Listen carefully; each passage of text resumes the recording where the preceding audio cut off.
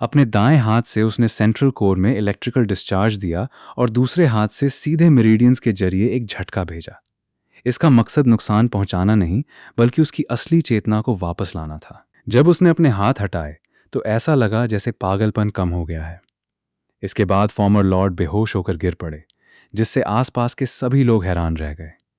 चियोन यो उन ने राहत की सांस ली। उसने पिछली रात सेकंड एल्डर के शरीर का एनालिसिस किया था। जो जानकारी उसने जुटाई थी, उसकी मदद से वो हालात बदलने में कामयाब रहा। उसे ग्रैंड गार्डियन की वो बात भी याद आई कि लॉर्ड ने हमेशा उसकी रक्षा करने की कोशिश की थी। वो सोचता है, ये यकीन करना मुश्किल है कि वो वाकई मुझे बचाना चाहता था, लेकिन मैं सच सीधे उसी की जुबानी सुनना चाहता हूँ।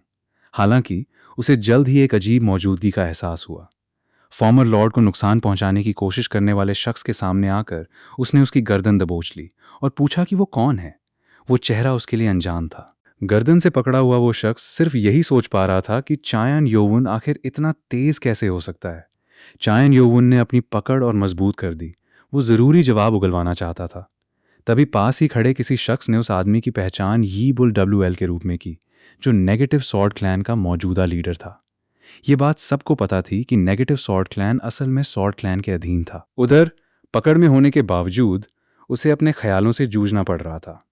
उसे एहसास हुआ कि फॉर्मर लॉर्ड के साथ उसका टेलीपैथिक कम्युनिकेशन पकड़ लिया गया है। उसे यह नामुमकिन और ख़तरनाक लगा। उसने सोचा कि अगर कुछ भी गलत हुआ तो पूरा प्लान आसानी से सबके सामने आ जाएगा। जैसे जैसे उसकी गर्दन पर पकड़ मजबूत होती गई, उसकी घबराहट बढ़ती गई। वो बस वहां से भागना चाहता था, क्योंकि प्लान पहले ही फेल हो चुका था। उसने टेलीपैथिकली संदेश भेजा कि अब सिर्फ कुर्बानी देने और ख़त्म करने के अलावा कुछ नहीं बचा है। जैसे ही वो बोला, पैन अचानक वहां पहुंच गया। चाइन योवन ने उस आदमी को फिर से बिजली का झटका देने की तैयारी की, ठीक वैसे ही जैसे उसने पहले किया था, लेकिन उसे चेतावनी दी गई। उसे बताया गया कि अगर वो ऐसा करता भी है तो इसका कोई फायदा नहीं होगा। फिर भी उसने मौका लिया और उस आदमी को इलेक्ट्रोक्यूट किया, लेकिन जैसा अंदाजा था उसका कोई असर नहीं हुआ। इसके बजाय वो आदमी खुद को छुड़ाने में कामयाब रहा। अब आज़ाद होने के बाद वो उस खतरे को ख़त्म करना चाहता था। चाइन योवुन ने गौर किया कि प्रेशर पॉइंट्स और मेरिडियंस दबाने के बाद भी वो आदमी हिलडुल पा रहा था। वो गजब की फुर्ती से आगे बढ़ा और बार बार उसके चेहरे तक पहुंचने और उसे फिर से इलेक्ट्रोक्यूट करने की कोशिश करने लगा। उसकी स्पीड कमाल की थी, डिवाइन ब्लड रिवर्सल टेक्निक से अलग, लेकिन उसके जैसी ही। शेखी बघारते हुए उस आदमी ने ऐलान किया कि हर कोई हमेशा राज छुपाता है और असली टेक्निक कभी किसी के साथ शेयर नहीं की गई। उसने सोचा कि शायद इस टेक्निक की एक कमी है। इसका असर तय समय से आधा ही रहता है, लेकिन कम से कम हेवनली डीमन पर काबू तो पा लिया जाएगा। वे उसे नीचे गिराने के लिए अड़े हुए थे और सब कुछ जल्दी खत्म करना चाहते थे।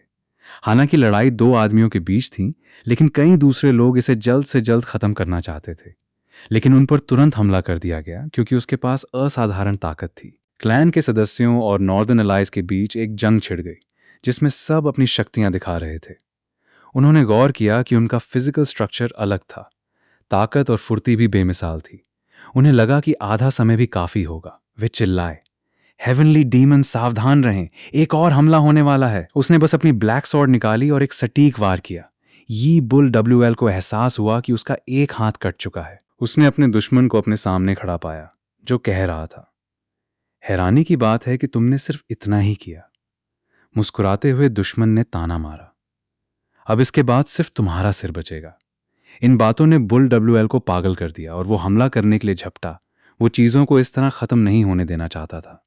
हालांकि उसका प्रतिद्वंदी उसे करीब आते हुए बस देखता रहा। उसकी तलवार किसी कोड़े की तरह काम कर रही थी, जो सटीक वार के साथ दुश्मन को दूर रख रही थी। वो तब तक वार करता रहा जब तक बुल WL खड़ा होने या हिलने के लायक नहीं बचा। जमीन पर हार मान चुके बुल WL ने सोचा कि कम से कम उसने दूसरों के भागने के लिए वक्त तो निकाल लिया है। पैन को 10 एल्डर ने उसके आदेश के मुताबिक पकड़ लिया था। सब कुछ ग्रेट हेवनली डीमन के नाम पर हो रहा था, जिसने हुक्म दिया था कि नेगेटिव सॉर्ड क्लैन से ताल्लुक रखने वाले सभी लोगों को पकड़ लिया जाए। अगर कोई बगावत करे तो उसे तुरंत खत्म कर दिया जाए। आदेश मिलने के बाद उसने उन्हें व्यवस्थित तरीके से विद्रोहियों का पीछा करने का निर्देश दिया। हर किसी ने अपनी जिम्मेदारी पूरी की। उन्होंने नेगेटिव सॉर्ड क्लैन पर हावी होना शुरू कर दिया और उसके सदस्यों को पकड़ लिया। यंग ने उन्हें चेतावनी दी कि वे विरोध न करें। हालांकि वो मन ही मन उलझन में था कि अगर लीडर पकड़ा गया तो वे उसे कैसे संभालेंगे। तीनड एल्डर ने गौर किया कि वे इस सब में उलझ गए हैं। निर्देश के अनुसार उसने खतरे को बढ़ने से पहले ही खत्म कर दिया। उनमें से एक ने दूसरों से कहा कि जितना हो सके बचाव के लिए लॉर्ड के पास पहुंचें। हुक्म तुरंत जारी किया गया, लेकिन पहले उन्हें ग्रैंड गार्डियन को पार करना था। ऐसा करने की कोशिश में वे ग्रैंड गार्डियन की टेलीकिनेटिक सोर्ड टेक्निक में फंस गए, जिसने उस शख्स को आसानी से हरा दिया जिसे लगा था कि उसे पार करना आसान होगा। इसी बीच तीनर्ड एल्डर बोल ने अपना काम बखूबी अंजाम दिया। उसने दोहराया कि उसने उन्हें विरोध न करने की चेतावनी दी थी। तीनर्ड एल्डर विद्रोहियों का पीछा करता रहा और उन्हें पकड़ने की कोशिश करता रहा। उसने ऐलान किया, ग्रेट हेवनली डीमन ने हुक्म दिया है कि जो भी बगावत करेगा उसे खत्म कर दिया जाए। फैसला तुम्हारा है। उन सब ने सरेंडर करने का फैसला किया। जमीन पर पड़ा बुल WL पूरी तरह टूट चुका था। वो अपनी कोशिशों पर मातम मना रहा था। उसे बताया गया था कि सैकड़ों सालों से तैयार किया गया ये प्लान अब शुरू होने वाला है, लेकिन उसे यकीन नहीं हो रहा था कि 3 पीढ़ियों से चली आ रही ये साजिश नाकाम हो गई है। अपने ऊपर खड़े शख्स की ओर देखते हुए उसने कहा, तुम पूरी तरह नहीं जीते हो। मुस्कुराते हुए उसने कहा कि भले ही वे उसे पकड़ने में नाकाम रहे हों, लेकिन गार्डियंस उसका पीछा करेंगे। उसने पूछा, तुम्हें क्या लगता है कि तुम किसकी हिफाजत कर रहे हो, लेफ्ट गार्डियन की या राइट गार्डियन की? जैसे ही सिग्नल दिया जाएगा, सबका सफाया शुरू हो जाएगा। चाइन योवन शांत रहा, जिससे बुल WL परेशान हो गया, क्योंकि उसे एक कड़े रिएक्शन की उम्मीद थी। सब कुछ पहले से तय था। उसी वक्त कल्ट के दक्षिण पूर्व में बनी अंडरग्राउंड प्रिजन में लेफ्ट और राइट गार्डियंस को कैद करके रखा गया था। उन्हें यकीन नहीं हो रहा था कि उन्हें लॉर्ड के हुक्म पर कैद किया गया है। उन्हें लगा कि वाइस लॉर्ड का साथ देने वाले एल्डर्स इसके जिम्मेदार हैं। इधर राइट गार्डियन ने अपनी नील को ब्लॉक करने वाली सुइयों के साथ छेड़छाड़ करने की कोशिश की। लेफ्ट गार्डियन उसे देख रहा था। उसे यकीन था कि यह सब बेकार है। उसी पल एक गार्ड आया और पूछने लगा कि वो क्या कर रहा है। इससे लेफ्ट और राइट गार्डियंस के बीच बहस शुरू हो गई। दोनों ने अपनी वही पुरानी तू मैं शुरू कर दी। हालात इतने सामान्य थे कि गार्ड्स को कुछ भी गड़बड़ महसूस नहीं हुई। हालांकि जब उन्हें गार्डियंस को खत्म करने का सिग्नल मिला तो उनका बर्ताव बदल गया। गार्डियंस ने गौर किया कि गार्ड्स अजीब हरकतें कर रहे हैं। फिर भी गार्ड्स सेल्स को नहीं खोल सके, क्योंकि उन्हें वाइस लॉर्ड के फॉलोअर्स ने बीच में ही रोक दिया। गो वांग हॉल की ताकत और मौजूदगी देखकर लेफ्ट गार्डियन हैरान रह गया। गार्ड्स ने उन्हें कैदियों को आज़ाद करने से रोकने की कोशिश की। तब तक उन्होंने बेक जी की मौजूदगी पर गौर नहीं किया था। बेक जी ने फुर्ती से उनमें से कई लोगों को धूल चटा दी। गोवांग हॉल और बेक गी की जोड़ी कमाल की थी। दूसरे गार्ड्स ने उन्हें हर कीमत पर रोकने की कोशिश की, लेकिन वे हालात को नहीं समझ पाए। इशारा मिल गया था कि वे जल्द ही कैदियों को छुड़ा लेंगे। उधर ग्रैंड हॉल में चायन योवन ने बुल WL से कहा, तुम ये नहीं समझ पाए कि तीनों एल्डर्स मेरी तरफ थे। अब सिर्फ इस बात पर ध्यान दो कि तुम्हारे साथ क्या होने वाला है। बू WL को पता था कि उसे यहाँ सिर्फ तड़पाने और पूछताछ करने के लिए रखा गया है। 10 एल्डर ने देखा कि ब्यू WL कोई चाल चलने वाला है। वो आदमी हंसने की कोशिश करते हुए कहता है कि दोबारा वही चीज़ करने का कोई फायदा नहीं होगा, क्योंकि नतीजा बेकार ही निकलेगा। वो उनका मजाक उड़ाते हुए कहता है कि उन्हें ये नहीं सोचना चाहिए कि सिर्फ जीत जाने से सब कुछ खत्म हो गया है। उसके लोग हर जगह मौजूद हैं। इसके बावजूद चियोन योवन उसे फिर से छूता है और उसके हाथों से एक अजीब सी रोशनी निकलने लगती है। लेकिन जैसे ही ब्यू WL के शरीर में इलेक्ट्रिक चार्ज दौड़ता है, नज़ारा पूरी तरह बदल जाता है। वहां मौजूद लोग नए लॉर्ड की काबिलियत देखकर दंग रह जाते हैं। अब वो टेक्निक पूरी तरह से मॉडिफाई हो चुकी थी। उसके चेहरे को छूने के बाद चियोन योवन को एहसास होता है कि ब्यू WL अब नॉर्मल हो चुका है। वो उससे पूछता है कि उसने उसके साथ क्या किया है। चाइन योवन अपनी कामयाबी से खुश है और देखता है कि उसके वार कितने असरदार रहे हैं। वो तंज कसते हुए पूछता है कि सेक्ट के बारे में उसकी वे बड़ी बड़ी बातें अब कहाँ गईं। अब ब्यू WL को समझ आता है कि वो बहुत बड़ी मुसीबत में फंस चुका है।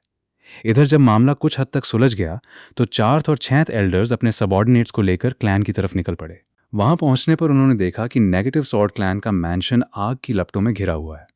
इस घटना के 3 दिन बाद ग्रैंड गार्डियन ने रिपोर्ट दी कि नेगेटिव सॉर्ड क्लैन मैंशन की आग बुझा दी गई है। हालांकि ये साफ था कि वे किसी भी पल इस काम को अंजाम देने के लिए पूरी तरह तैयार थे। चाइन योवन ने सॉर्ड क्लैन के लीडर और यो बू WL की जांच के बारे में पूछा। पता चला कि नेगेटिव सॉर्ड क्लैन से जुड़े सभी लोग बेजान पाए गए हैं। साथ ही ये भी खुलासा हुआ कि मैंशन के 12 गार्ड्स में से 14 असल में नेगेटिव सॉर्ड क्लैन के सदस्य थे। इसी बीच हेवनली डीमन को खबर दी गई कि 11th एल्डर उनसे मिलने की इजाज़त मांग रहे हैं। अंदर आने की इजाज़त मिलने के बाद वो अपने दोस्त एल्डर वान यूई को देखकर खुश हुआ। उसने पूछा कि क्या वान यूई अब ठीक है। तभी ग्रैंड गार्डियन ने एल्डर के चेहरे के भावों में बदलाव नोटिस किया।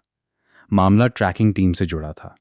3 दिन पहले हुए टकराव के बाद से 4 सदस्य लापता थे, जिनमें से एक नेगेटिव सॉर्ड स्क्वाड का लीडर था। नॉर्दर्न फुएन प्रोविंस से भेजे गए एक खत में बताया गया कि उनकी लोकेशन मिल गई है, लेकिन रास्ते में उनका सुराग कहीं खो गया। जियोन योवुन समझ गया कि अब वो ज्यादा कुछ नहीं कर सकता। नक्शे के सामने खड़े होकर उसने गौर किया कि नॉर्दर्न फुएन प्रोविंस के उत्तर में यी विलेज है और मुमकिन है कि वे लोग जूजांग प्रोविंस गए हों। जैसा कि उन्हें मार्शल अलायंस बैंक्वेट में शक हुआ था, वहां शराब की बोतलों की रखवाली की जा रही थी। उसे इस बात की पूरी संभावना लगी कि इसका सीधा connection school of the six blades से है। उसने ग्रैंड गार्डियन से पूछा कि क्या नेगेटिव सॉर्ड क्लैन की शुरुआत कल्ट के बाहर से हुई थी। चाइन योवन गहरे सोच में डूबा था कि आखिर उन्होंने इतने सालों तक इंतजार क्यों किया। ऐसा लगता था कि सेक्ट शुरू में नेगेटिव सॉर्ड क्लैन से जुड़ा हुआ नहीं था। उसने फैसला किया कि चाहे कुछ भी हो जाए, वो BWL का मुंह खुलवा कर रहेगा। अचानक उसके तेवर इतने बदल गए कि ग्रैंड गार्डियन ने पूछ लिया कि आखिर क्या बात है। चायन ने मन ही मन डीमन डॉक्टर के पास जाने की तैयारी करने का हुक्म दिया। हेवनली डीमन के बुलावे पर डॉक्टर को हाजिर किया गया। हालांकि उसने कबूल किया कि उसके पास ये पता लगाने की जानकारी नहीं है कि आखिर लॉर्ड के साथ क्या हुआ है। अब लॉर्ड सिर्फ चिल्लाता रहता था। जब चायन उससे मिलने गया तो लॉर्ड बार बार माफी मांग रहा था, लगातार रो रहा था और अपनी माँ का नाम पुकार रहा था। चायन योवुन सोचता है कि वो यहाँ सिर्फ सच और उसके असली इरादों का पता लगाने आया था, लेकिन उसने अंदाजा नहीं लगाया था कि हालात इस कदर बिगड़ जाएंगे। उसने डॉक्टर से कहा कि उसे दोषी महसूस करने की जरूरत नहीं है और मार्शल मीटिंग बैंक्वेट में इस्तेमाल की गई ड्रग के बारे में पूछा। डॉक्टर ने पूछा कि क्या उसका मतलब पैराबो वाली ड्रग से है। अगर ऐसा है तो वो पहले ही तैयार की जा चुकी थी। ये सुनकर वो बहुत खुश हुआ। ऐलान किया गया कि वो वापस आ गया है और लेफ्ट गार्डियन के साथ पहुंच चुका है। वहां मौजूद सभी लोगों ने महान हेवनली डीमन का स्वागत किया। जब उसने लॉर्ड के थ्रोन के बगल में एक और कुर्सी देखी तो उसके चेहरे पर सख्ती आ गई।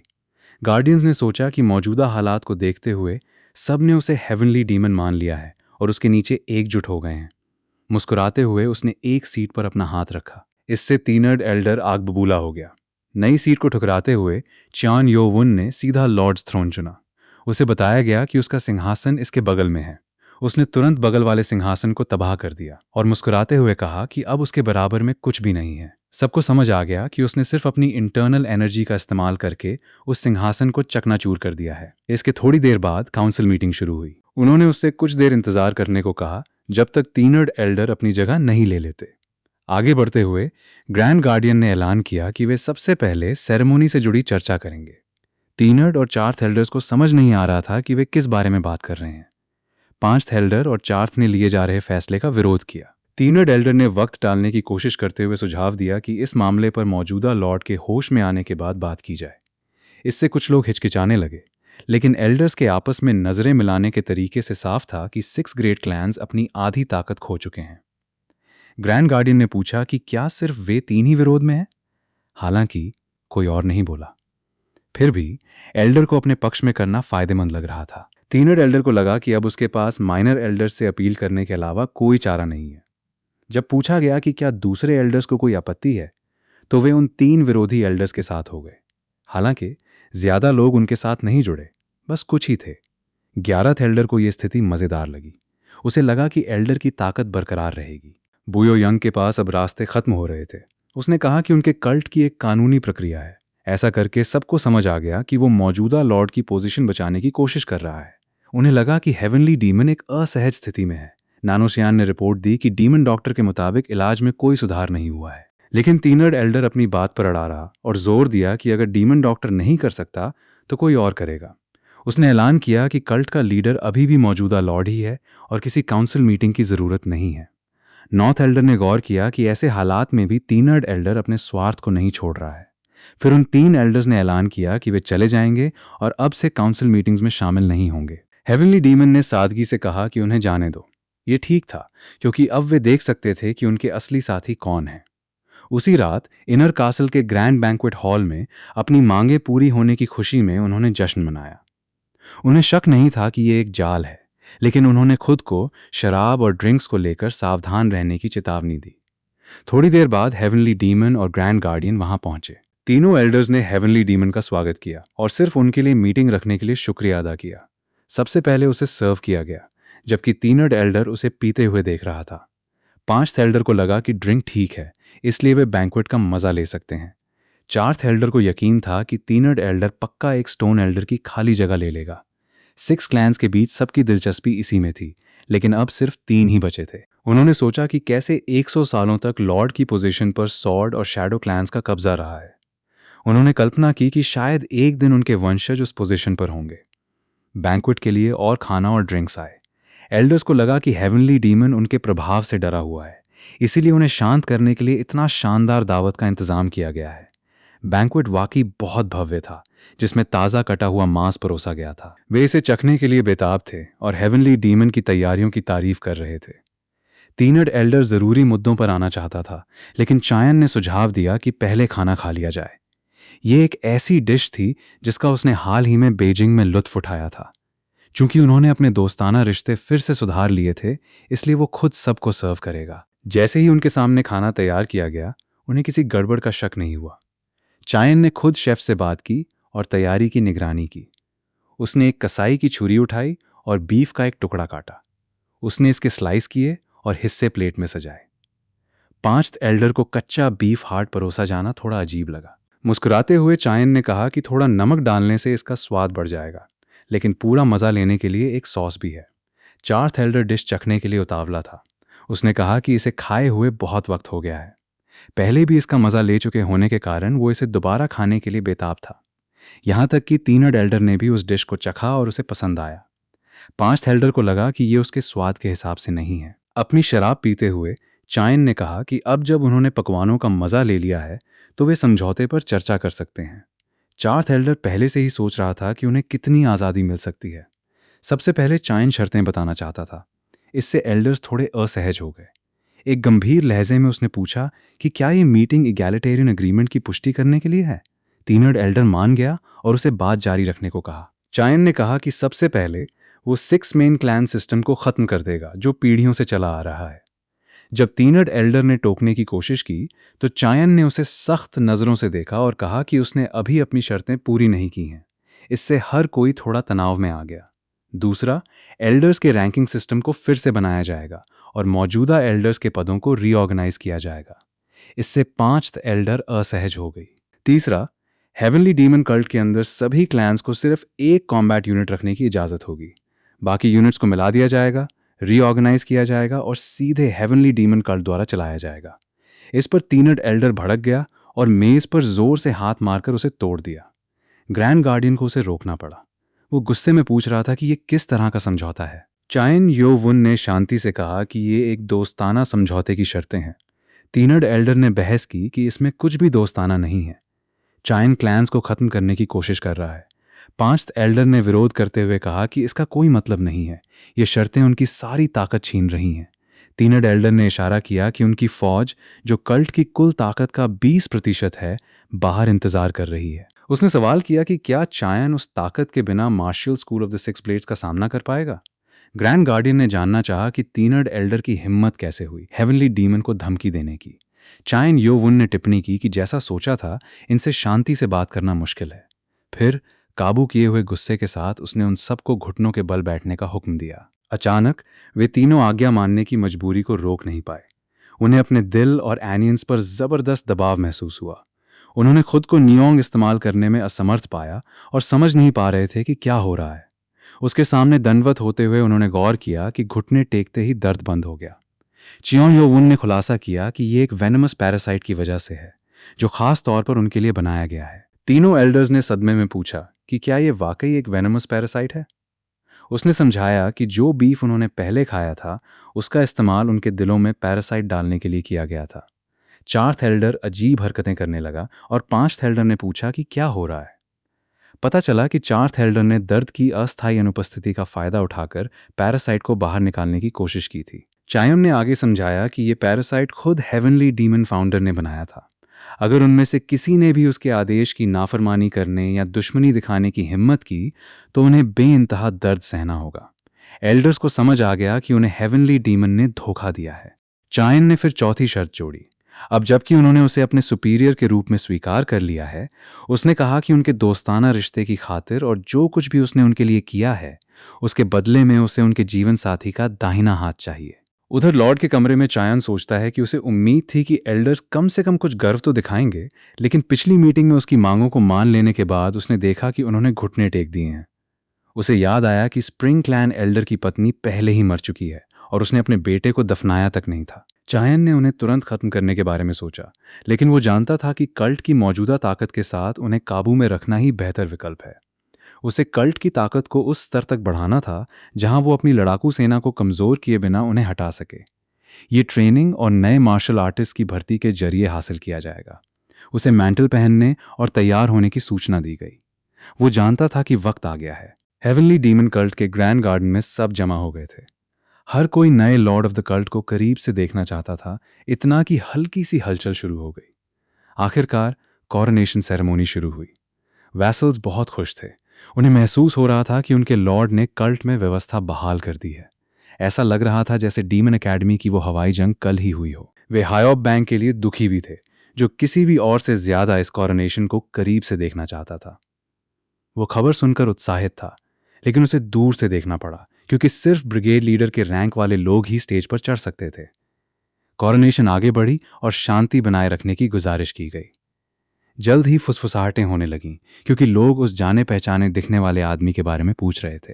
हायॉब बैंक किसी तरह लॉर्ड के करीब पहुंचने में कामयाब रहा था। एक ऐसी बात जिसने दूसरे वासल्स को जलन से पागल कर दिया। सेरेमोनियल टॉर्च को दूसरों के मुकाबले करीब से पकड़ते हुए उसने साबित कर दिया कि उनकी चिंताएं बेबुनियाद थीं। आखिरकार वो पल आ गया। प्लेग उसे सौंपा जाने वाला था। Long live the heavenly demon cult! सबने चिल्लाते हुए प्लेग उठाया। ग्रैंड गार्डियन ने ऐलान किया कि वे जल्द ही हेवनली डीमन का स्वागत करेंगे। इस पल से वो महान हेवनली डीमन का लॉर्ड ऑफ द कल्ट के रूप में राज्याभिषेक शुरू करेगा। शानदार बातचीत का दौर चला और पूर्व लॉर्ड के सीधे वारिस चियोन यो वुन की उसके वासल्स ने जमकर तारीफ की, जिन्हें उस पर बहुत गर्व था। ये सब पलक झपकते ही गुजर गया। उन्होंने मन ही मन अपने लॉर्ड को बधाई दी। मुनन अब उसे यंग मास्टर नहीं बुला सकता था। राइट गार्डियन को गर्व था कि उसका अप्रेंटिस अब लॉर्ड बन गया है। लेफ्ट गार्डियन ने सवाल किया कि वे कब तक इसी एक बात को पकड़े रहेंगे। हर कोई जो उसके सफर का हिस्सा रहा था, चाहे मदद की हो या रुकावट डाली हो, वहां मौजूद था। जैसे ही वो सीढ़ियां चढ़ा, उसे अपनी माँ की याद आई और उसने सोचा कि आखिरकार उसने उन लोगों को ढूंढ लिया है जो जिम्मेदार थे। उसने कसम खाई कि वो दोबारा ऐसा कभी नहीं होने देगा और कल्ट को पूरी तरह बदलने का फैसला किया। जब उसे होश आया तो उसने देखा कि भीड़ उसका नाम जप रही है। ग्रैंड गार्डियन ने चायन योवुन को कल्ट के 14 लॉर्ड के रूप में पेश किया। उसने खुद को दंडवत किया और ऐलान किया कि वो हेवनली डीमन कल्ट का वंशज है और उसी के अनुसार सेवा करना स्वीकार करता है। उस पल ग्रैंड गार्डियन ने टॉर्च बेरर से मशाल फ्यूचर लॉर्ड को सौंपने को कहा। चियोन योवुन ने उसकी तरफ देखा और याद किया कि वो उसका सबसे पहला सबॉर्डिनेट था। उसे याद आया कि कैसे इस इंसान ने शुरू से ही उस पर भरोसा किया था। मशाल सौंपते हुए उसने लॉर्ड को बधाई दी। उसने कांपते हुए कहा कि ये एक ऐसा पल है जिसे वो कभी नहीं भूलेगा। हालांकि चायन योवुन ने अपना संयम बनाए रखते हुए हायॉब बैंक के कंधे पर हाथ रखा और उसे यकीन दिलाया कि वो भी इसे नहीं भूलेगा। इस पल हायॉब बैंक खुद को रोक नहीं पाया और फूट फूट कर रोने लगा। अपने कॉरोनेशन का प्रतीक मशाल थामे हुए चायन ने उसे जलाया, जो असली लॉ का प्रतीक थी। उसने ऐलान किया कि वे लोग जिन्होंने इस आग के जरिए शासन किया, पीछे छूट गए। मृत शरीरों में जीवन के पछतावे के बारे में बात करते हुए हर कोई उनके शब्दों को दोहराता है। यह हेवनली डीमन के आदेश के अनुसार होने वाले समारोह का हिस्सा है। उसे लॉर्ड का पद दिया जाता है और ग्रैंड गार्डियन उसके सिर पर एक सेरेमोनियल क्राउन रखता है। उसी पल चायन को किसी ऐसे व्यक्ति की मौजूदगी का एहसास होता है जिसने कभी मार्शल आर्ट्स ट्रेनिंग नहीं ली थी। वो जी जांग है, जो अपने इलाज से ठीक हुए दांतों के साथ मुस्कुराते हुए उसे बधाई दे रहा है। जांग को पूरी तरह ठीक देखकर चियोन अपनी आंखों के आंसू नहीं रोक पाता। सबको लगता है कि उन्होंने उसे सबसे बड़ा तोहफा दिया है। अपनी ट्रू सॉर्ड को म्यान से बाहर निकालते हुए और सबका ध्यान अपनी ओर खींचते हुए वो उसे ऊंचा उठाता है और कल्ट के सामने अपनी ताकत का प्रदर्शन करता है। भीड़ long live the heavenly demon cult के नारों से गूंज उठती है। इस तरह हेवनली डीमन कल्ट के 24वें लॉर्ड और दूसरे हेवनली डीमन का जन्म होता है। कड़कड़ाती ठंड के बाद माउंट शान में वसंत आता है। कॉरोनेशन के 3 महीने बाद एक ऐसी पॉलिसी लागू की जाती है जिसने कल्ट के भीतर सभी सेक्ट्स की शक्ति को हेवनली डीमन कल्ट के अधीन कर दिया। कुछ असंतोष और विरोध के बावजूद इस पॉलिसी को काफी समर्थन मिलता है, क्योंकि इसमें शक्ति के समान बंटवारे का वादा किया गया था। ये कहा गया कि ताकत ही सब कुछ है। दूसरे शब्दों में, जो सबसे शक्तिशाली होगा उसे प्राथमिकता दी जाएगी। जैसा कि घोषित किया गया था, ताकत को प्राथमिकता देने का मतलब था कि हर क्लैन के भीतर सभी एल्डर पदों का पुनर्गठन किया जाएगा। कॉरोनेशन सेरेमनी के 2 महीने बाद नए एल्डर्स के पदों को तय करने के लिए एक टूर्नामेंट आयोजित किया जाता है। इसमें हिस्सा लेने के लिए कम से कम ट्रू मास्टर होना जरूरी था। पहले केवल ग्रैंड मास्टर्स ही इन पदों पर रह सकते थे। नए क्राइटेरिया के तहत मेन क्लैंस और उनके सब डिविजन से 45 लोगों ने रजिस्टर किया। सबसे पहले क्वालिफाई करने वाला हलूसिनोजेनिक सॉर्ड क्लैन के नेता का सबसे बड़ा बेटा मोंगम्यू था। मोंगम्यू हाल ही के डीमन एकेडमी क्लास के सबसे प्रतिभाशाली युवा ग्रेजुएट्स में से एक था। दूसरा नॉर्थ सी क्लैन का नेता यांगवा था, जो हुनान प्रोविंस का एक सब डिवीजन है। मिराम में मार्शल अलायंस द्वारा लाई गई शांति के कारण उसने फ्रंटलाइन गतिविधियों में अपनी दिलचस्पी खो दी थी। तीसरे और अंतिम उम्मीदवार की सिफारिश खुद ग्रैंड गार्डियन ने की थी। वो समझाता है कि ज्यादातर एल्डर्स पहले से ही उससे परिचित हैं। पुराने समय में इंटरनल हिस्टोरियंस क्लैन पर कल्ट की घटनाओं को रिकॉर्ड करने की जिम्मेदारी थी। हालांकि शैडो क्लैन, जो अपनी धोखाधड़ी के लिए जाना जाता था, लगातार रिकॉर्ड्स में दखल देता रहा। इसे और ज्यादा बर्दाश्त न करते हुए उन्होंने शैडो क्लैन को बेनकाब करने के लिए एक जाल बिछाया। लेकिन शैडो क्लैन ने उस अचानक हमले का अंदाजा लगा लिया और उनके खिलाफ झूठे सबूत गढ़े। रिकॉर्ड्स के प्रमुख और उस हमले के मास्टरमाइंड सेओडोंग ने बिना किसी विरोध के आत्मसमर्पण कर दिया। 6 क्लैंस ने उसे मौत की सजा देने की मांग की, लेकिन लॉर्ड ने उसे एक द्वीप पर निर्वासित करने का फैसला किया। ग्रैंड गार्डियन की बात सुनने के बाद चाइन यो वुन ने सेओडोंग के निर्वासन को खत्म करने का आदेश दिया। इस तरह सेओडोंग, जो लॉर्ड के पतन का इंतजार कर रहा था, 15 साल बाद कल्ट में वापस लौट आया। सॉर्ड और शैडो क्लैंस के गायब होने के साथ ब्लेड क्लैन के नेता बुओलियाम, जिन्होंने यान न्यूआ की 24 डीमन ब्लेड्स को हराने के बाद फर्स्ट एल्डर का पद संभाला था, उनकी जगह इंटरनल हिस्टोरियंस क्लैन के सेओडोंग ने ले ली। सेकंड एल्डर सॉर्ड क्लैन से था। यह प्रक्रिया तब तक जारी रही जब तक कि एल्डर्स काउंसिल की सभी 12 सीटें भर नहीं गईं। चाइन यो वुन ने एक अप्रत्याशित घोषणा की।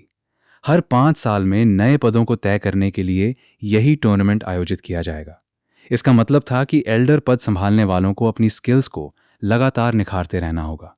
यहां तक कि 6 सॉर्ड के पदों को भी डीमन एकेडमी के चाइन यो वुन के अधीनस्थों द्वारा भर दिया गया। हो जिम को सबकी सहमति से मैंशन गार्ड लीडर का पद मिला। ज्यादातर मौजूदा ग्रुप्स को पूरी तरह से पुनर्गठित किया गया। बस गार्डियंस ही एकमात्र ऐसा ग्रुप था जो बदला नहीं गया। आने वाले महीनों में martial school of the 6 blades को खत्म करने के कई प्रयास किए गए।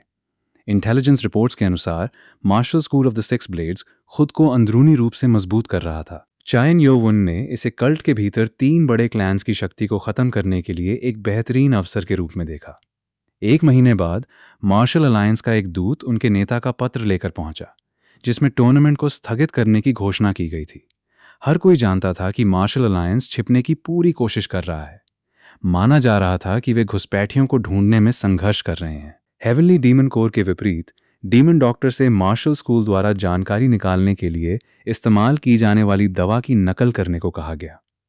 इसके अलावा डीमन डॉक्टर और पूर्व लॉर्ड का इलाज करने वाले अन्य डॉक्टरों ने यह निष्कर्ष निकाला कि उनकी आखिरी उम्मीद डिवाइन डॉक्टर पर टिकी है। कुछ जांच के बाद उन्हें पता चला कि डिवाइन डॉक्टर से सलाह लेने के लिए जेड मेडालियन को कहां ले जाना है। चाइन को लगा कि स्थिति बहुत जटिल हो गई है। गठबंधन बनाने के बावजूद ग्रैंड गार्डियन ने केवल एक छोटा एलीट ग्रुप भेजने का सुझाव दिया। यह तय किया गया कि दुनिया के लिए अनजान एक मार्शल आर्टिस्ट को भेजा जाए। इसलिए सेकंड एल्डर के नेतृत्व वाले ग्रुप में बेक जी और गो वांग हो के साथ साथ एक इंटेलिजेंस नेटवर्क एजेंट भी शामिल था, जो उनके गाइड के रूप में काम कर रहा था। उस दिन लॉर्ड्स मैंशन के ट्रेनिंग एरिया में गो वांग हो दूसरों के साथ ट्रेनिंग कर रहा था। चाइन अक्सर अपने खास अधीनस्थों के साथ ट्रेनिंग करता था और ग्रैंड गार्डियन दूर से ये सब देखता था। चाइन ने गौर किया कि उनकी मूवमेंट टेक्निक्स भले ही दिखने में सरल थीं, लेकिन उनका अंदाजा लगाना बेहद मुश्किल था। हर कोई सही समय पर हमला करने के लिए एक मौके का इंतजार कर रहा था, लेकिन उनका लॉर्ड असाधारण रूप से तेज था।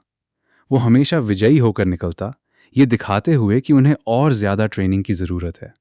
ये कड़ी ट्रेनिंग जारी रही और चाइन ने अचानक दूसरी तकनीक अपना ली। अब जब चाइन योवन लॉर्ड बन गया था, तो उसकी सभी तलवारें उसके साथ थीं। वो बॉक्सिंग, टैक्वोंडो और विंड गॉड स्टेप्स के मेल का इस्तेमाल कर रहा था और उसने इसमें 75% मास्टरी हासिल कर ली थी। वो जानता था कि और मजबूत होने के लिए उसे अपनी बेसिक स्किल्स को चरम तक ले जाना होगा। समा चक और गो वोंग हो चायन यो वुन के साथ स्पैरिंग करते समय एक तरफ फिंग गए। वे हमेशा अपने लॉर्ड के कौशल को देखकर हैरान रह जाते थे, ये सोचते हुए कि उनमें से 4 भी मिलकर उसके लिए काफ़ी नहीं थे। वे तब दंग रह गए जब उसने खुलासा किया कि वो एक एनलाइटेंड ग्रैंड मास्टर बनने की राह पर है। एल्डर हुआन की मुलाकात ये खबर लेकर आई कि उन्हें प्रोविंशियल इंटेलिजेंस नेटवर्क से एक संदेश मिला है। चाइन योवन ने पूछा कि हब प्रोविंस में क्या हुआ है। खबर मिली कि डिवाइन डॉक्टर को ढूंढने के लिए भेजे गए स्पेशल ग्रुप्स 10 दिन पहले गायब हो गए थे। उन्होंने एक बूढ़े आदमी से रास्ता पूछा था, जिसने कहा था कि वे जंगल से होकर गुजरें। उस आदमी ने यह भी कहा कि उन्हें उसे धन्यवाद देने की जरूरत नहीं है, क्योंकि वो उन्हें उनकी मौत के मुंह में भेज रहा है। उसने दावा किया कि धुंध भरे दिन में उस जंगल से गुजरना एक आत्मघाती काम है। ग्रुप ने उस बूढ़े आदमी को कुछ संदेह की नजरों से देखा। वैली ऑफ अबैंडन्ड सॉर्ड्स में प्रवेश करते ही उन्हें एहसास हुआ कि ये एक रिस्ट्रिक्टेड एरिया है। ग्रुप का नेतृत्व कर रही एल्डर यान को ये अजीब लगा कि जंगल में तलवारों की आवाजें सुनाई नहीं दे रही थीं। उसने उन्हें और ज्यादा सावधान रहने का निर्देश दिया और घोषणा की कि वो कमान संभालेगी और तब से सभी फैसले वही लेगी। तलवारों की आवाज सुनकर हर कोई चौंक गया और उन्हें किसी की मौजूदगी का एहसास होने लगा। उन पर घात लगाकर हमला किया गया और उन्हें अपनी जान बचाने के लिए लड़ना पड़ा। 20 दिन बाद येलो रिवर के किनारे टीम की तलाश कर रहे हायोब बैंग और मोंगमू नदी की विशालता को देखकर दंग रह गए। दूर हेवनली डीमन कल्ट का 4th एल्डर यांग डानो एल्डर बनने के बाद निराश था।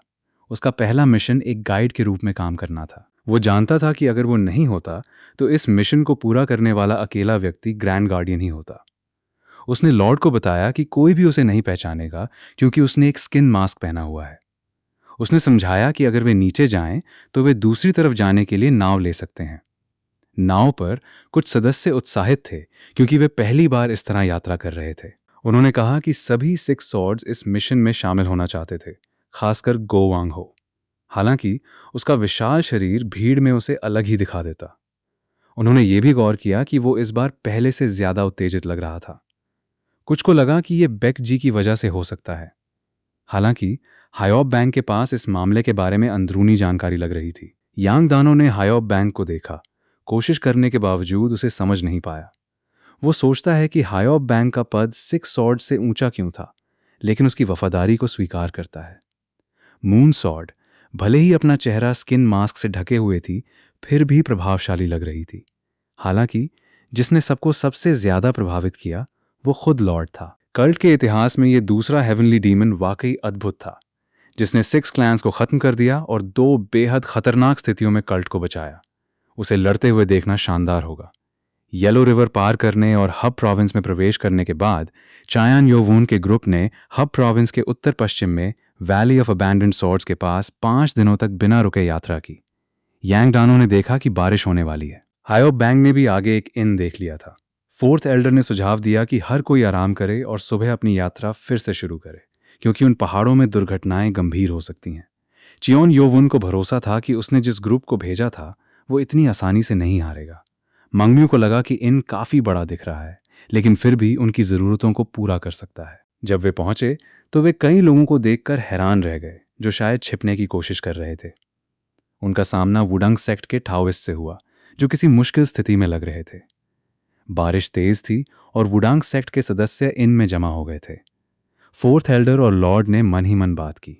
उन्हें एहसास हुआ कि उनमें से कुछ मार्शल आर्टिस्ट थे। ऐसे मौसम में वैली में प्रवेश करना कोई विकल्प नहीं था, इसलिए किसी भी अनावश्यक परेशानी से बचना ही बेहतर था।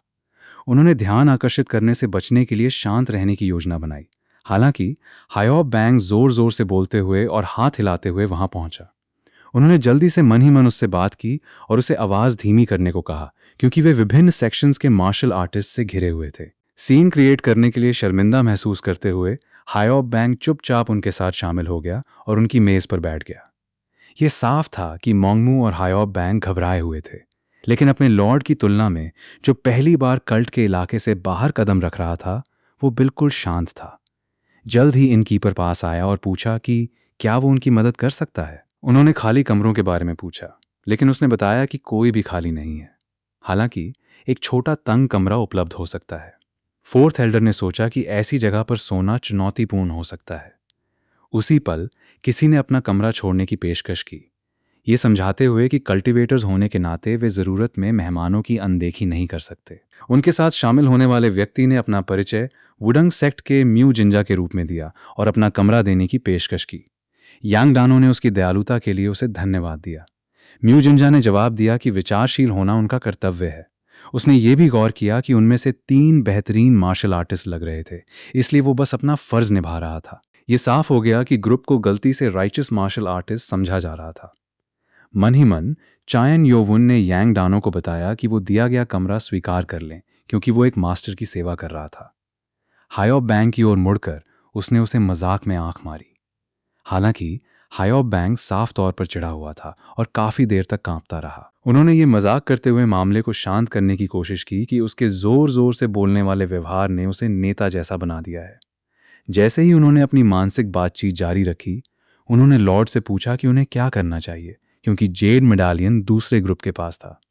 चाइन योवन ने फैसला किया कि उन्हें सुबह बारिश रुकने तक इंतजार करना चाहिए। कुछ ही देर बाद इनकीपर उनका खाना लेकर आया और प्यार से बताया कि सुबह तक बारिश रुक जाएगी।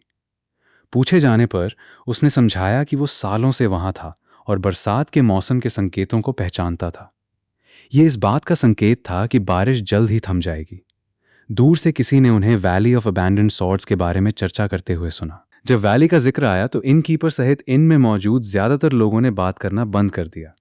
उसी पल इनकीपर ने कुछ सलाह दी। उन्हें हाल ही में वैली ऑफ अबैंडन्ड सॉर्ड्स में प्रवेश करने से बचना चाहिए। जो भी अंदर गया वो बाहर नहीं आया और वो नहीं चाहता था कि अगला नंबर उनका हो। यांग डानो ने कहा कि वैली के भीतर गायब होने की कोई रिपोर्ट नहीं थी। इनकीपर ने, जो लंबे समय से वहां था, जोर देकर कहा कि उसने कई मार्शल आर्टिस्ट को गायब होते देखा है। चियान यो वुन ने पूछा कि वैली के अंदर क्या हो रहा है। इनकीपर ने कहा कि वो पक्के तौर पर नहीं जान सकता। हालांकि उसने उन्हें सावधान रहने की चेतावनी दी, क्योंकि बारिश रुकते ही वैली घनी धुंध की चादर में लिपट जाएगी। उन्होंने अपनी मानसिक बातचीत फिर से शुरू की। बाद में इनकीपर से और पूछताछ करने पर सहमत हुए। चूंकि कई लोग सुन रहे थे, चाइन यो वून ने अन्य मानसिक संवादों को भी पकड़ा और गौर किया कि सबका लक्ष्य एक ही लग रहा था। ये साफ हो गया कि वैली के अंदर कुछ हो रहा है।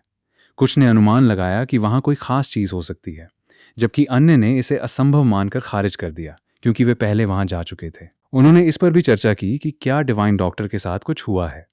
एक व्यक्ति ने सवाल किया कि उसकी रक्षा कौन कर रहा है। चियान योवुन ने निष्कर्ष निकाला कि भले ही भोर तक बारिश रुक जाए, लेकिन उसके मन में कोई संदेह नहीं था कि divine doctor valley of abandoned swords के अंदर ही था। एल्डर ने कुछ मामलों पर चिंता जताई, लेकिन सुझाव दिया कि आराम करना और सुबह चीजों को समझना ही सबसे अच्छा है। उसने ये भी सलाह दी कि लॉर्ड को दिए गए छोटे कमरे में अकेले आराम करना चाहिए। हायोब बैंग ने उन्हें याद दिलाया कि इनकीपर ने बताया था कि कमरा तंग है। हालांकि एल्डर ने उसकी चिंताओं को खारिज कर दिया, ये कहते हुए कि यह साफ है कि लॉर्ड को अकेले आराम करने की जरूरत है। हायोब बैंग ने टिप्पणी की कि 3 लोगों को इतने छोटे कमरे में ठूंसना वाकई बहुत ज्यादा होगा। इसलिए उन्होंने मून गियर के दिमाग से यह विचार निकाला कि वो लॉर्ड के साथ कमरा शेयर करे। फोर्थ एल्डर को लगा कि यह एक अच्छा विचार है, क्योंकि इसका मतलब था कि अगर कुछ भी होता है तो लॉर्ड अकेला नहीं होगा। उसने मून सॉर्ड को लॉर्ड के साथ रहने और उसकी रक्षा करने का निर्देश दिया। हायोब बैंग ने एल्डर को आराम करने के लिए जल्दी करने का इशारा किया और उन दोनों को पीछे अकेला छोड़ दिया। लॉर्ड को आंख मारते हुए हायोब बैंग ने सोचा कि उसने उन दोनों के लिए सब कुछ बिल्कुल सही तरीके से तैयार कर दिया है, जिससे वे दोनों बुरी तरह शर्मिंदा हो गए। दोनों सीढ़ियां चढ़े, अभी भी एक ही जगह शेयर करने को लेकर अजीब महसूस कर रहे थे। हालांकि उसने सोचा कि इससे कोई फर्क नहीं पड़ना चाहिए, क्योंकि वे पहले से ही एकेडमी में साथ रहने के आदी थे। जब उसने उसकी ओर देखा और पूछा कि क्या वे अंदर जाने वाले हैं, तो उसने धीरे से दरवाज़ा खोला। अंदर देखने पर जब उसने देखा कि वहां केवल एक ही बिस्तर है, तो उसने कहा कि वो कहीं और दूसरे कमरे की मांग करेगी। उसे दुख हुआ, ये महसूस करते हुए कि वो उससे बचने की कोशिश कर रही थी। वो कुछ देर गलियारे में खड़ी रही। उसे यकीन नहीं हो रहा था कि वो कितनी घबराई हुई है। उसने लड़कों के कमरे का दरवाज़ा खटखटाया, इस उम्मीद में कि स्थिति सुलझ जाएगी। उन्होंने दरवाज़ा नहीं खोला, इसलिए उसने और जोर से खटखटाया और कई बार जिद की। आखिरकार हायोब बैंग नींद भरी आंखों के साथ सामने आया और पूछा कि क्या बात है। हताश होकर उसने समझाया कि कमरे शायद बदल गए हैं, क्योंकि उनके पास जो कमरा है उसमें सिर्फ एक बिस्तर है। उसने हैरानी का नाटक करने की कोशिश की, लेकिन उसका चेहरा उसे बहुत संदिग्ध लगा। उसने समझाया कि उनके कमरे में भी केवल एक ही बिस्तर है, जो उन्होंने एल्डर को दे दिया है, जबकि वो खुद फर्श पर सो रहा है। लेकिन वो उसे अंदर नहीं आने दे सकता, क्योंकि एल्डर पहले से ही सो रहे हैं और वे उन्हें परेशान नहीं करना चाहेंगे। चिढ़कर वो मुड़ी और वापस वहां चली गई जहां लॉर्ड था। दरवाजे के पीछे हायॉब बैंग मुस्कुराया, ये सोचकर कि बाद में वो उसकी शुक्रगुजार होगी। एल्डर ने उसे धीरे से कहा कि उसने सिर्फ इस बार उसके लिए झूठ बोला है। दिल तेजी से धड़क रहा था और समझ नहीं आ रहा था कि क्या करे। वो दरवाजे के बाहर खड़ी रहीं, खटखटाने की हिम्मत नहीं जुटा पा रही थी। उसे अपनी ओर देखते हुए पाकर च्योन यो वुन दरवाज़ा खोलकर उसे अंदर बुलाता है। वो पूछता है कि क्या उसे वो दूसरा कमरा मिल गया जिसकी उसे तलाश थी। वो जवाब देती है कि दूसरे कमरे में भी सिर्फ एक ही बेड है। चियॉन उसे अंदर आने को कहता है और समझाता है कि उसे फिक्र करने की ज़रूरत नहीं है, वो रोज़ाना की तरह पूरी रात मेडिटेट करेगा। लेकिन वो गौर करती है कि चियॉन भी थोड़ा शर्मिंदा है, जबकि उसका मिजाज हमेशा शांत और गंभीर रहता है। उसे तब एहसास होता है कि चियॉन के दिल में भी उसके लिए फीलिंग्स हैं। जैसे ही वो सोने की तैयारी करती है, वो अपना आउटर रोब उतार देती है। ये देखकर लॉर्ड और भी ज़्यादा फ्लस्टर्ड महसूस करने लगते हैं। वो पूछती है कि क्या वो अभी भी स्किन मास्क पहने रहेंगे। अपनी कोमल नज़रों के साथ वो उसके पास आती है और मास्क उतारने में उसकी मदद करने लगती है। उन दोनों का हर एक रिएक्शन उन्हें और भी ज़्यादा सेल्फ कॉन्शियस बना रहा है। वो उसे याद दिलाती है कि उसने पहले ही कहा था कि मास्क को टिकाए रखने के लिए रोज़ाना ग्लू लगाना ज़रूरी है। ये सुनकर उसे वो पहली बार याद आता है जब उसने उसका चेहरा देखा था, बिल्कुल उस पहले पल से। उसकी सोच को बीच में टोकते हुए वो पूछती है कि वो उसके शर्माने के बारे में क्या सोचता है। चियॉन का दिल अब किसी अकेले बैटल में जाने से भी कहीं ज्यादा तेज धड़क रहा है। उस जगह में दोनों साथ हैं। वो उसकी आंखों में गहराई से देखता है। हालांकि वो इसे छिपाने की कोशिश कर रहा है, लेकिन साफ है कि वो उसे कितनी शिद्दत से चाहता है। उसे लगता है कि माँ की ममता के बिना बड़े होने की वजह से वो शायद थोड़ा शर्मीला महसूस कर रहा है। लेकिन तभी चियॉन अपनी डिसाइसिवनेस दिखाता है। उसके चेहरे पर अपना हाथ रखता है और कहता है, जिस दिन से मैंने तुम्हें पहली बार देखा है, मैंने एक पल के लिए भी तुम्हारे बारे में सोचना बंद नहीं किया है। उनके हाथ चेहरे पर हैं और आंखें एक दूसरे में खोई हुई हैं। उनके बीच एक अटूट रिश्ता बन चुका है। दोनों को पता है कि वो पूरी तरह एक दूसरे के हवाले होने वाले हैं। नानो उनकी हार्ट रेट्स को मेजर करना शुरू करता है और नोट करता है कि वो तेजी से बढ़ रही हैं। वो किस करने से पहले हार्मोनल लेवल्स में हो रही बढ़ोतरी को भी ट्रैक करता है। आखिर में उसे चूमने से पहले चियॉन यो वुन नानो को म्यूट मोड पर स्विच करने का कमांड देता है।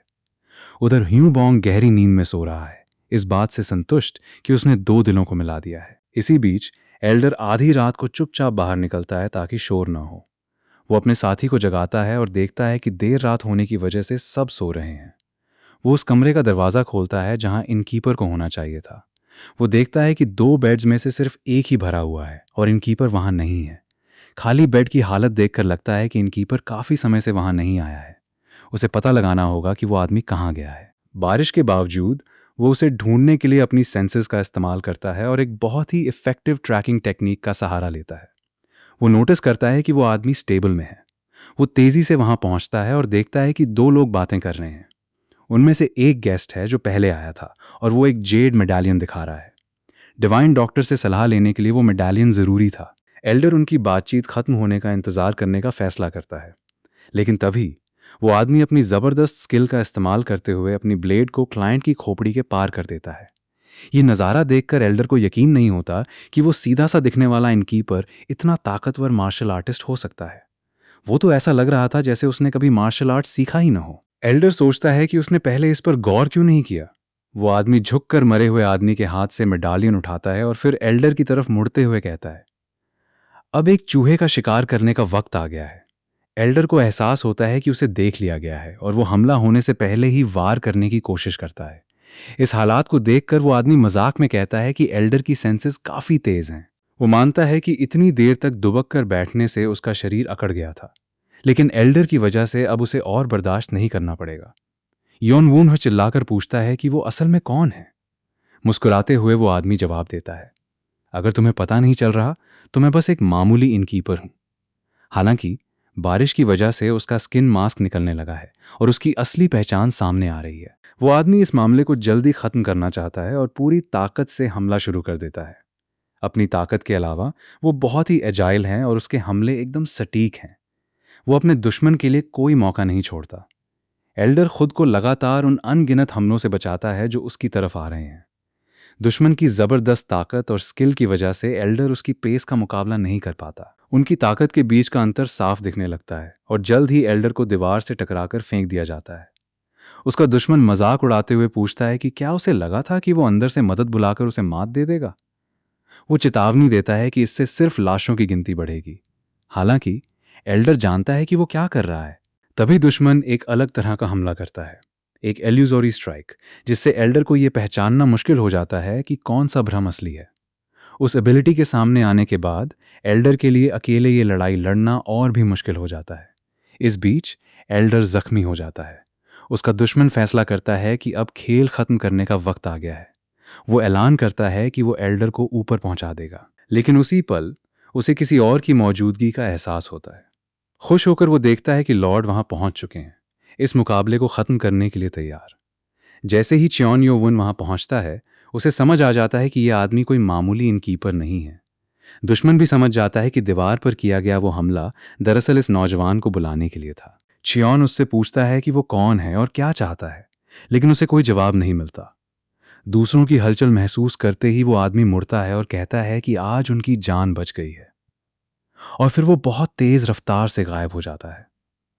लॉर्ड उसका पीछा करने की कोशिश करते हैं, लेकिन एल्डर उन्हें मना कर देता है। चियोन वहीं रुक जाता है, क्योंकि वो जानता है कि एल्डर सही कह रहे हैं। वो गौर करता है कि वो खुद भी उस आदमी की एनर्जी को महसूस नहीं कर पा रहा था, जिससे उसे अंदाज़ा होता है कि वो इंसान शायद उसके बराबर या उससे भी ऊंचे लेवल का हो सकता है। चियोन एल्डर के जख्म पर अपनी उंगलियां रखकर प्रेशर डालता है और उन्हें अंदर ले जाने में मदद करता है, क्योंकि गीले रहने से उनकी हालत और बिगड़ सकती थी। बाकी लोग भी वहां पहुंच जाते हैं और पूछते हैं कि क्या हुआ। उन्हें बताया जाता है कि घोड़ा लाते वक्त उन पर हमला हुआ था। वे और जानकारी के लिए तेजी से स्टेबल की तरफ जाते हैं।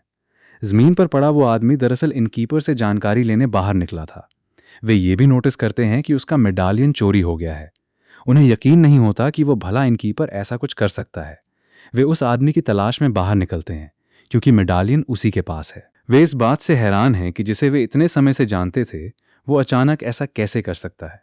हालांकि एल्डर की चोट गहरी है और उन्हें जल्दी अंदर ले जाना होगा। अंदर पहुंचने पर वे इनकीपर के चेहरे में कुछ बदलाव देखते हैं। बारिश की वजह से उसका स्किन मास्क उतर गया था। उन्हें शक होता है कि शायद उसी ने एल्डर और क्लाइंट पर हमला किया होगा, लेकिन उन्हें इस बात पर शक है क्योंकि लाश पर तलवार के निशान हैं और इस्तेमाल की गई ब्लेड उनकी तलवारों से बिल्कुल अलग थी। उन्हें बस इतना पता है कि वैली ऑफ अबैंडन्ड सॉर्ड्स में कुछ तो गड़बड़ चल रही है। उन्होंने देखा कि वुडांग सेक्ट के 2 मेंबर्स सुबह जल्दी निकल गए थे। अब कोई उस साथी से पूछताछ कर रहा है जो पीछे रह गया था। पता चलता है कि 1 महीने पहले इनकीपर 5 दिनों के लिए गायब हो गया था, और जब वो लौटा तो उसका व्यवहार अजीब था। लेकिन सब ने सोचा कि ये उसके खराब मिजाज की वजह से है। चियोन अंदाजा लगाता है कि 5 दिन का समय वैसा ही मास्क बनाने के लिए काफी था जैसा इनकीपर ने पहन रखा था। एक मेंटल कॉन्वर्सेशन में वो कहता है कि ये उसी समय से मेल खाता है जब उनका कांटेक्ट गायब हुआ था। वो नतीजा निकालता है कि जिस तेजी से वो आदमी वहां से भागा है, सब कुछ शायद उसी इंसान से जुड़ा है जिसका जिक्र पहले किया गया था। वे निकलने की तैयारी करते हैं और हू बॉन्ग घोड़े लेकर आता है। पास से गुजरते हुए वो नोटिस करता है कि लॉर्ड और मंगिया पहले से कहीं ज्यादा करीब लग रहे हैं। ये देखकर हू बॉन्ग अपनी खुशी नहीं रोक पाता और उसका दिल बाग बाग हो जाता है। वो इस प्यारी जोड़ी के लिए दुआ करता है। जंगल में वे अपना रास्ता ढूंढने की कोशिश कर रहे हैं, लेकिन ऊंची घास की वजह से घोड़ों पर आगे बढ़ना नामुमकिन है। च्योन यो वन अपनी सेंसेस को अलर्ट रखता है ताकि किसी की मौजूदगी का पता चल सके। वो नानो को रास्ता न भटकने के लिए एक मैप बनाने को कहता है और सबको सिर्फ बाईं तरफ मुड़ने का निर्देश देता है। नानो के बिना वे शायद अब तक रास्ता भटक चुके होते। तभी सबको कुछ सुनाई देता है। ये एक रेजोनेंस की तरह है। ऐसा महसूस हो रहा है जैसे कोई चीज करीब आ रही है। ह्यू बॉन्ग उस दिशा का पता लगाता है जहां से आवाज आ रही है। सब अपने घोड़ों से उतरते हैं और आवाज की तरफ बढ़ने लगते हैं। जैसे जैसे वे करीब पहुंच रहे हैं, हर कदम के साथ वो रेजोनेंस और तेज होती जा रही है। हू बॉन्ग उन्हें खून की महक के बारे में अलर्ट करता है, जिसका मतलब है कि वे करीब हैं और उन्हें जल्दी करनी होगी। आगे उन्हें वही ग्रुप मिलता है जो मेडालियन लेने के लिए इनकीपर के पीछे गया था। वे सब मारे जा चुके थे और उन्हें वहीं छोड़ दिया गया था। हालांकि ऐसा नहीं लग रहा था कि ज्यादा वक्त गुजरा है। नज़ारे को देखते हुए हू बॉन्ग को एहसास होता है कि ये हाल ही में हुआ है और वो उनकी पहचान कंफर्म करता है। बारिश तब हुई थी जब वे इनकीपर का पीछा कर रहे थे, जैसा कि हमले वाली जगहों पर खून के धब्बों से साफ था।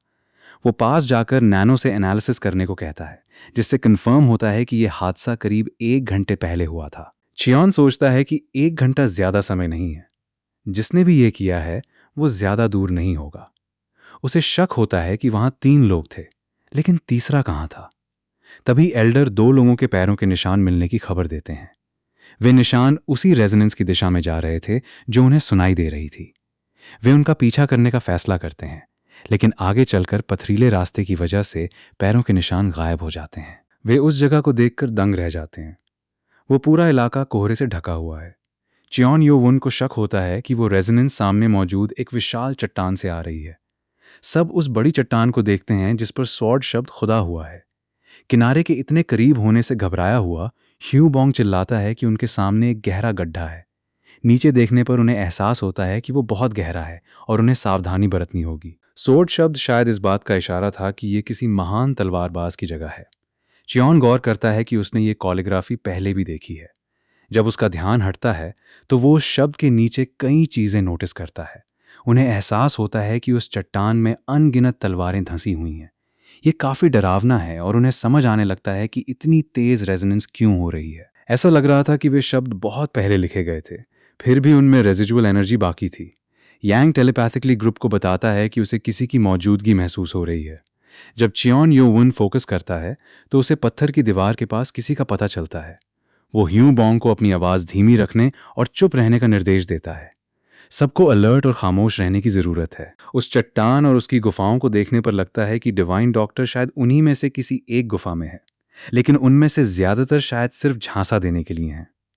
अपनी सेंसेस का इस्तेमाल करने के बाद चियोन असली गुफा को पहचान लेता है। एल्डर को भी इसका एहसास होता है, लेकिन एक समस्या है, वहां पहुंचना मुश्किल होगा। उनके बीच का फासला कम से कम 3 मीटर चौड़ा है। चियोन ग्रुप की तरफ देखता है और समझ जाता है कि हूँ बॉन्ग और मंगिया के लिए ये एक चैलेंज होगा। हिचकिचाते हुए वो एल्डर से पूछता है कि क्या वो हूँ बॉन्ग को उठाकर पार ले जा सकते हैं। फिर वो मंगिया से पूछता है कि क्या उसे लगता है कि वो कूद पाएगी। वो हालात का जायजा लेने के लिए रुकती है और फैसला करती है कि वो कर लेगी। हालांकि चियोन उसे गोद में उठाने का ऑफर देता है अगर वो नहीं कर पाती। मुस्कुराते हुए वो कहती है कि वो उसे उठा सकता है। चियोन उसे अपनी बाहों में भर लेता है और कूदने की तैयारी करते हुए उसे कसकर पकड़ने को कहता है। वो पूरे आत्मविश्वास के साथ छलांग लगाता है। उसे अपनी काबिलियत पर पूरा भरोसा है कि वो दूसरी तरफ पहुंच जाएगा। इधर ह्यू बॉन्ग एल्डर से गुजारिश करता है कि पार जाते वक्त उसका ख्याल रखें। एल्डर चिढ़ते हुए पलटकर जवाब देते हैं कि उनका किसी मर्द को गले लगाने का कोई इरादा नहीं है। वो ह्यू बॉन्ग को अपनी पीठ पर चढ़ने के लिए कहते हैं।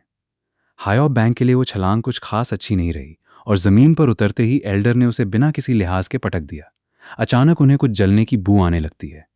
चियोन यो वुन जमीन पर अपनी उंगलियां रखकर कुछ पदार्थ उठाता है और नानो से उसे एनालाइज करने को कहता है। नानो की एनालिसिस से पता चलता है कि वो गन पाउडर, सल्फर, नाइट्रेट और चारकोल का एक केमिकल कॉम्पाउंड है। चायोन को अभी ये समझ नहीं आ रहा था कि एक गुफा में इतना सारा गन पाउडर क्यों है, लेकिन उसे कुछ गड़बड़ लग रही थी। उसे एक हल्की सी आहट महसूस होती है और दूर एक रोशनी की चमक दिखाई देती है। आगे क्या है ये जानने के लिए चायोन अपनी ग्रुप को इंतजार करने को कहता है। नानो के नाइट विजन का इस्तेमाल करते हुए उसे दूर एक साया दिखता है। जूम करने पर उसे दिखता है कि कोई बंधा हुआ है और उसके मुंह में एक टॉर्च रखी गई है। उसे तुरंत प्लान समझ आ जाता है। अगर वो टॉर्च नीचे गिरी तो सब कुछ धमाके के साथ उड़ जाएगा। वो सबको भागने का ऑर्डर देता है, लेकिन वे कुछ समझ नहीं पाते। तभी लॉर्ड उनकी तरफ दौड़ता है और उन तीनों को धक्का देकर दूसरी तरफ फेंक देता है, लेकिन खुद आग की लपटों में घिर जाता है और गहरी खाई में गिरने लगता है।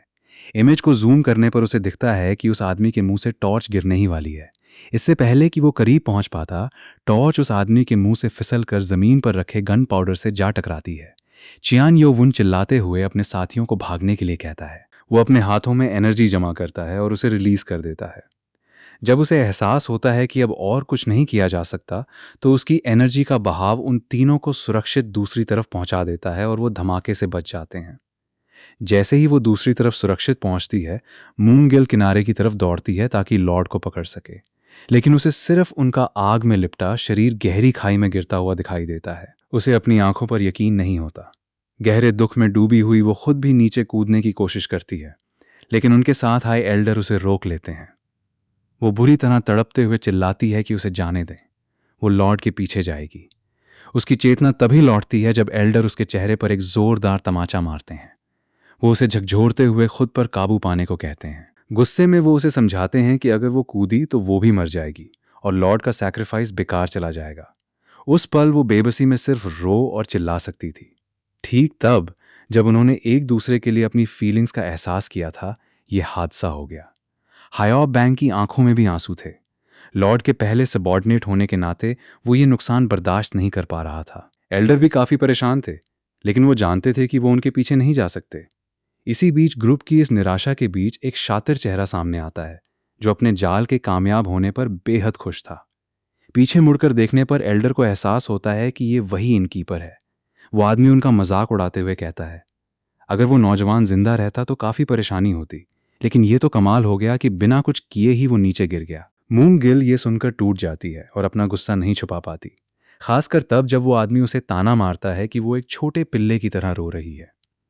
वो अपनी की रिलीज करता है और दावा करता है कि अब उसकी हिम्मत ज्यादा देर नहीं टिकेगी और हमला करने के लिए आगे बढ़ता है।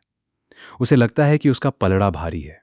दूसरी तरफ चायन योवुन अभी भी नीचे गिर रहा था। वो खाई इतनी गहरी थी कि गिरते समय ही नानों की वजह से धमाके से हुए बर्न्स भरने लगे थे। उसकी इंजरीज और दर्द तेजी से गायब हो रहे थे। समस्या थी उसकी बढ़ती हुई स्पीड। उसे अंदाजा नहीं था कि गहराई कितनी है और उस वेलोसिटी पर टकराने से उसका शरीर पूरी तरह तबाह हो सकता था। एक पल के लिए वो सोचता है कि अंत को स्वीकार करना ही एकमात्र रास्ता है, लेकिन जैसे ही वो दीवारों से रगड़ा, उसे मूंग गिल की वो प्यारी नजरें और उनके बीच का इकरार याद आ गया। वो इसे अपना अंत नहीं होने दे सकता था। आखिरकार अपनी फीलिंग जाहिर करने की हिम्मत जुटाने के बाद वो अपनी आखिरी याद को इतना दुखद नहीं बनाना चाहता था। उसे दीवारों में धंसी हुई सॉर्ड्स दिखती हैं और वो इम्पैक्ट कम करने के लिए उन्हें पकड़ने की कोशिश करता है। उसकी टैक्टिक काम कर जाती है और गिरने की रफ्तार कम हो जाती है। हालांकि उसके कंधों पर काफ़ी जोर पड़ता है। एक डिसलोकेटेड शोल्डर और एक फ्रैक्चर्ड रिब के बावजूद वो खुद को रोकने में कामयाब रहता है। नानो तुरंत जख्मों को ठीक करना शुरू कर देता है। वो ज़मीन के काफ़ी करीब था। उस हाइट से उसने कैलकुलेट किया कि वो मार्शल टेक्निक्स और एजिलिटी का इस्तेमाल करके सुरक्षित कूद सकता है। उसे एहसास होता है कि मार्शल आर्ट्स उसे अमर नहीं बना देते। हालात के हिसाब से उसकी जान भी जा सकती है, लेकिन अब उसे वापस ऊपर चढ़ना था। वो नानो से नाइट विजन इनेबल करने को कहता है और उसे अनगिनत सॉर्ड्स दिखाई देती हैं।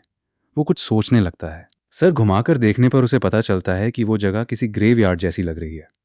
इधर वैली ऑफ अबैंडन्ड सॉर्ड्स से 20 किलोमीटर दूर एक जंगल में उनका दुश्मन मूंग गिल का अपमान करने के बाद भाग रहा था। वो उसकी आंखों के उस एक्सप्रेशन को नहीं भूल पा रहा था, लेकिन अब उससे कोई फर्क नहीं पड़ता था। उसे पता था कि वो नौजवान किस गुफा से आया है, इसलिए उसे बस अपनी इंटरनल इंजरीज ठीक करनी थी और ट्रेल का पीछा करना था। तभी उसके सामने कुछ और लोग आते हैं। उनमें से एक खुद को सेकंड सेंटिनल लीचुन बताता है और सॉर्ड मास्टर को सलाम करता है। उधर चायन योवुन को मरे हुए लोगों के कपड़े पहनने में अजीब लग रहा था, क्योंकि उसके अपने कपड़े पूरी तरह जल चुके थे। ऐसा लग रहा था कि वहां हर कोई अलग अलग समय पर मारा गया है। बिना व्हर्लविंड के सरफेस तक पहुंचना नामुमकिन था। बाहर निकलने का कोई और रास्ता नहीं दिख रहा था, इसलिए उसने एक्सप्लोर करने का फैसला किया। उसे चट्टानों पर सॉर्ड मार्क्स दिखाई देते हैं। वो सोचने लगता है कि यहाँ बैटल के निशान क्यों हैं। वो तो एक एक्सप्लोजन की वजह से गिरा था, लेकिन इसका मतलब है कि यहाँ पहले भी लोग नीचे आए थे। सॉर्ड मार्क्स को गौर से देखने पर उसे पता चलता है कि ये सेलेस्टियल डीमन का सॉर्ड आर्क है। कुछ सॉर्ड टेक्निक्स को छोड़कर सब कुछ वैसा ही था। वो सोचता है कि वो कॉलिग्राफी इतनी जानी पहचानी क्यों लग रही है। वो फाउंडर की हैंड राइटिंग थी। वो निशान यकीनन सुप्रीम ब्लेड गॉड की टेक्निक से बनाए गए थे। माना जाता था कि वो 500 साल पहले प्रकट हुए थे और उसे लगा कि शायद उसके पूर्वज भी रहे होंगे। उसे लगा कि ये एक कोइंसिडेंस हो सकता है, लेकिन फिर भी उसने नानो से चेक करने को कहा। वहाँ एक सॉर्ड मार्क दूसरों से अलग था, जिसे बार बार एक ही तरह के कट से बनाया गया था और नीचे इम्पॉसिबल लिखा था। वो नानो से पूछता है कि क्या उसने सारे मार्क्स कैप्चर कर लिए हैं। सॉर्ड मार्किंग्स का एक 3D वीडियो तैयार होता है। पहले सॉर्ड टेक्निक्स को कैटेगराइज किया गया। उसने उन टेक्निक्स को मूवमेंट्स में बदल दिया। वो एक ऐसी सॉर्ड्समैनशिप थी जो लिमिट्स के पार थी। सुप्रीम ब्लेड गॉड की टेक्निक्स में सॉर्ड टेक्निक जोड़कर सेलेस्टियल डीमन फाउंडर असल में वैली ऑफ अबैंडन्ड सॉर्ड्स में सेलेस्टियल डीमन के सॉर्ड आर्ट्स को कंबाइन करने की कोशिश कर रहे थे। इसी बीच वैली ऑफ अबैंडन्ड सॉर्ड्स में डिवाइन डॉक्टर का एक शेल्टर था। वो फोर्थ एल्डर का इलाज कर रही थी, जिन्हें वहां लाया गया था। वो उनसे कहती है, तुम्हें बच्चों जैसा बर्ताव नहीं करना चाहिए और ये दर्द सहना होगा। एल्डर ने सोचा कि वो अपनी दाईं आंख अब कभी इस्तेमाल नहीं कर पाएंगे, लेकिन कम से कम जिंदा रहने के लिए उन्हें खुद को खुशनसीब समझना चाहिए। आमतौर पर वो अपना आपा खो देते और पूरी ताकत से हमला कर देते। ये हैरान करने वाली बात थी कि 20 सालों में यान मोआ का सामना करने वाली वो शायद पहली महिला थी। ऐसे मुश्किल वक्त में अपने दोस्त से सपोर्ट पाकर बेक जी भी काफी उलझन में थी और उसे इस खबर पर यकीन नहीं हो रहा था। डॉक्टर को एहसास हुआ कि वे सब उस आदमी के लिए शोक मना रहे हैं। वो यकीनन ब्लेस्ड रहा होगा कि उसके पीछे इतने सारे दुखी होने वाले लोग हैं। उसने फिर से मेडिकल रिक्वेस्ट की बात छेड़ी। हालांकि वो सिर्फ एक तरफ खड़ी होकर सुन रही थी और दरवाजे की तरफ देख रही थी, जिससे उन्हें एहसास हुआ कि उसे उनके बारे में पता है और वहां का माहौल काफी अजीब था। डॉक्टर ने बताया कि उन्हें 7 दिनों तक इलाज की जरूरत है और अभी सिर्फ आराम करना चाहिए। एल्डर ने पूछा कि क्या उसने गौर किया कि उन पर नजर रखी जा रही है। उसने बताया कि जब वे आए थे तब उसने उन सब का सामना किया था। जैसे ही वे जंगल के एक खास हिस्से में पहुंचे, उन पर हमला हुआ और एक भीषण फाइट हुई। वे सीक्रेट मैंशन के वॉरियर्स थे जो पूछ रहे थे कि जंगल में कौन है। जेड प्लेग दिखाने के बावजूद भी उन्हें लगा कि मेहमान होने के नाते उनके साथ बेहतर बर्ताव हो सकता था। तभी इनकीपर और 3 मार्शल आर्टिस्ट अचानक कहीं से प्रकट हुए और उन पर एम्बुश कर दिया। बाकी मार्शल आर्टिस्ट भी इनकीपर जितने ही स्किल्ड थे और पलक झपकते ही सेक्ट मेंबर्स को ख़त्म कर दिया गया। और मैंशन के 2 वॉरियर्स का भी वही हाल हुआ। वो इनकीपर बहुत स्ट्रांग था, वे मुश्किल से उसे रोक पाए। तभी उस आदमी का मुकाबला करने के लिए वो सामने आया और साथ ही उसकी मदद भी मिली। वो जानता था कि वो कौन है। वुड यंग सेक्ट का एल्डर, ग्रेट सेज, जिन्हें समाज के 5 सबसे स्ट्रांग मास्टर्स में से एक और 9 मार्शल आर्टिस्ट में से वॉन्ग सॉर्ड माना जाता था। सेज एक ऐसा मास्टर था जिसकी नोटराइटी फैक्शंस के बीच भी थी। उसकी मदद से वे वहां पहुंचने में कामयाब रहे, लेकिन जैसा कि वे देख सकते थे, वे डॉक्टर को मनाने में नाकाम रहे। उसके एटीट्यूड को देखते हुए यकीनन कोई वजह रही होगी कि वो खुश थी कि वो अभी भी नहीं जानता था कि वे कौन हैं। उन्हें नहीं पता था कि उसे ये पता लगाने में कितना समय लगेगा कि उनके बीच एवोल्यूशन रियम के 2 मास्टर्स हैं। शायद वो पहले से जानता था और बस उनका इस्तेमाल करना चाहता था। दूसरी तरफ वे इनकीपर और गांव को घेरने वाले ग्रुप्स के बारे में चर्चा कर रहे थे। उन्हें हैरानी थी कि वो जूगन नू फैमिली के घर या माउंट वुडंग क्यों नहीं जाएगा। उन्हें पता था कि उन्होंने पहले ही पता लगा लिया है कि वो कहाँ है। हमला होने में बस कुछ ही समय बचा था, इसलिए उन्हें निकलना होगा। वे जानना चाहते थे कि उसने उन लोगों की मदद क्यों की जो यकीनन डिमोनिक कल्ट से थे। उन्हें वे बहुत सस्पिशियस लगे क्योंकि एक आदमी अपनी आइडेंटिटी छुपा रहा था। उसने कहा कि वो एक ग्रुप का इस्तेमाल दूसरे को कंट्रोल करने के लिए करेगा। वो उन्हें एक शील्ड की तरह इस्तेमाल करने वाला था ताकि हमले को रोका जा सके और डिवाइन डॉक्टर को माउंट वुडांग ले जाया जा सके। उधर क्लिफ के नीचे चायन यो वुन अभी भी उन मार्शल आर्ट्स मूवमेंट्स को रेप्लिकेट करने की कोशिश कर रहा था जो उसने दीवारों पर देखे थे।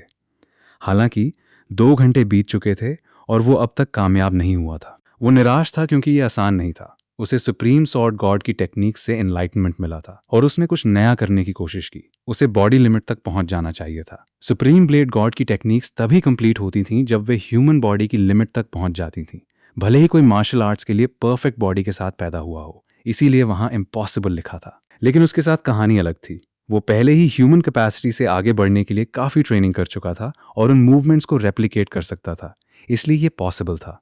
सबसे मुश्किल हिस्सा ये था कि ये कंप्लीट टेक्निक नहीं थी क्योंकि इसमें दोनों को कंबाइन करने की ज़रूरत थी। वो फिर से कोशिश करने को तैयार था। चायन ने नानो के सिमुलेशंस का इस्तेमाल करके सॉर्ड टेक्निक को एनालाइज किया, लेकिन वो खुद इसे सीखना चाहता था। खुद को अपनी लिमिट्स तक धकेलते हुए वो अलग अलग मेथड से टेक्निक्स को कंबाइन करने की कोशिश कर रहा था। 2 घंटे और बीत गए और अलग अलग तरीकों से फेल होने के बाद वो पूरी तरह एग्जॉस्ट हो चुका था।